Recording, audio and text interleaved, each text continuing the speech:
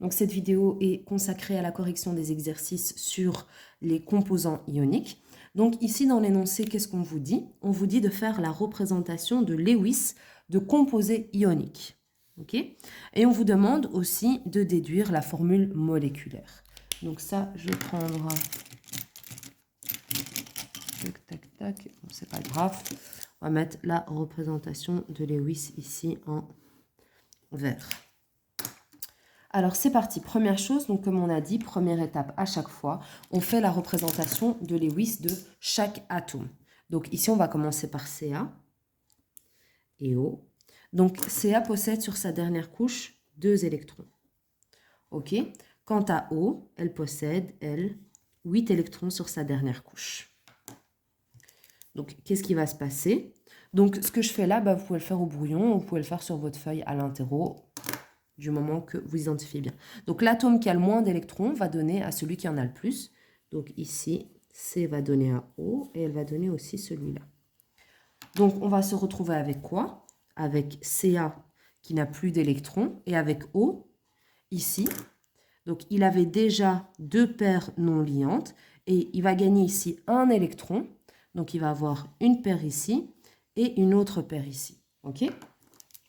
Ca, il a perdu 2 électrons. Donc, il va devenir positif et il va devenir 2 fois positif. O, il a gagné 2 électrons, donc il va avoir 2 charges négatives. Et ça, c'est la représentation de Lewis. Donc, à l'interro, si vous avez fait toute la démarche ici, vous entourez bien votre réponse finale pour indiquer que c'est ça la représentation de Lewis. Okay? Ici, on a simplement fait la représentation de Lewis de chaque atome et on a schématisé le transfert d'électrons. La représentation de Lewis de la molécule, c'est ça. Okay? Donc, on entoure bien. Et donc, la formule moléculaire, comment est-ce qu'on la fait? On compte simplement combien il y a d'atomes de chaque sorte. Ici, on a un calcium et un oxygène. Donc, ça, c'est la représentation de Lewis. On passe à l'exercice suivant. Donc ici, on a Na et F. Donc on va faire d'abord la représentation de Lewis de chaque atome. Donc on écrit les symboles. Et ensuite, on va faire la représentation de Lewis. Donc ici, Na, il a un électron sur sa dernière couche. Et F, il en a 7. Donc 3 barres et 1 point. Donc l'atome le moins électronégatif va donner ses électrons à l'atome le plus électronégatif. Donc, vous voyez, ici, ça va nous donner quoi? On réécrit les symboles, Na et F. Donc, ici, F va acquérir l'octet. Donc, il va avoir 8 électrons sur sa dernière couche. Et donc, pour connaître les charges, ici, Na a perdu un électron. Donc, il va porter une charge plus. F a gagné un électron. Donc, il va porter une charge moins. Okay? On entoure bien ça en disant que c'est ça la représentation de Lewis. Et la formule moléculaire, ça va être tout simplement NaF. On va passer ensuite aux exercices suivants, donc AlBr. Donc comme d'habitude, on écrit dans un premier temps le symbole. On va faire la représentation de Lewis. Donc Al possède 3 points sur sa dernière couche, donc 3 électrons. Et Br, il possède 8 électrons sur sa dernière couche. Donc, comme d'habitude, l'atome le moins électronégatif va donner ses électrons à l'atome le plus électronégatif, d'accord? Le moins électronégatif vers le plus électronégatif, ou l'atome qui a le moins d'électrons va donner à celui qui en a le plus. Alors, ce qui va se passer, c'est que, vous voyez, Al va donner à Br, Br va avoir l'octet, c'est très bien. Mais à il lui reste 2 électrons célibataires, et ça, c'est pas possible. Pourquoi? Parce que pour que la molécule ait un maximum de stabilité, il faut que tous les atomes aient une dernière couche qui soit complète. Donc à elle, s'il lui reste 2 électrons sur sa dernière couche, elle n'est pas complète. Il faut qu'elle perde tous ses électrons pour que la couche qui soit juste en bas, elle soit complète. Ok? Donc, on ne peut pas avoir des électrons célibataires qui restent. En gros, en résumé, on ne peut pas avoir d'électrons célibataires qui restent. Donc, il faut qu'on rajoute d'autres atomes pour venir voler ces électrons.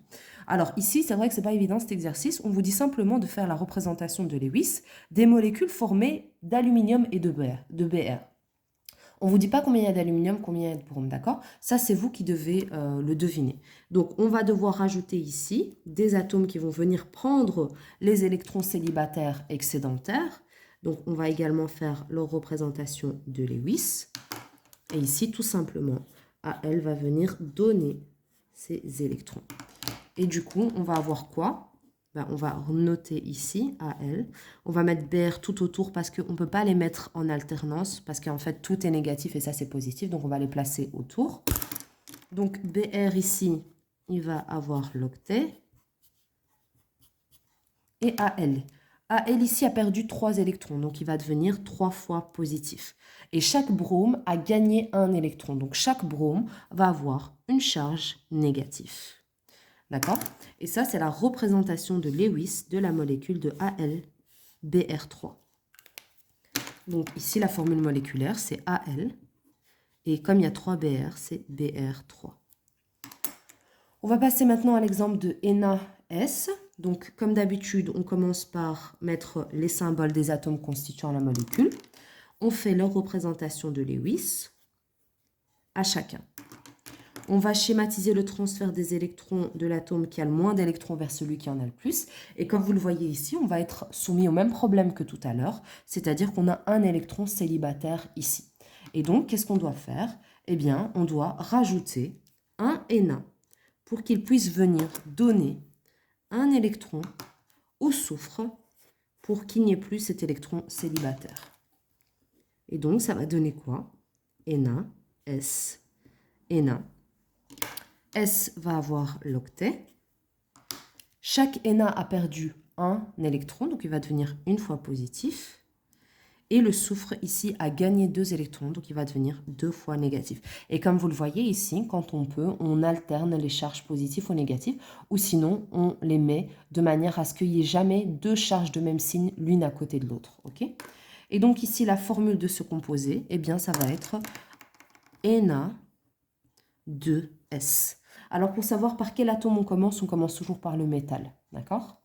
On met toujours d'abord le métal et puis le non-métal. Et donc, la représentation de Lewis de Na2S, c'est ça. Pour cet exercice-là, on ne va pas le faire, d'accord ? Voilà, on va passer aux autres exercices.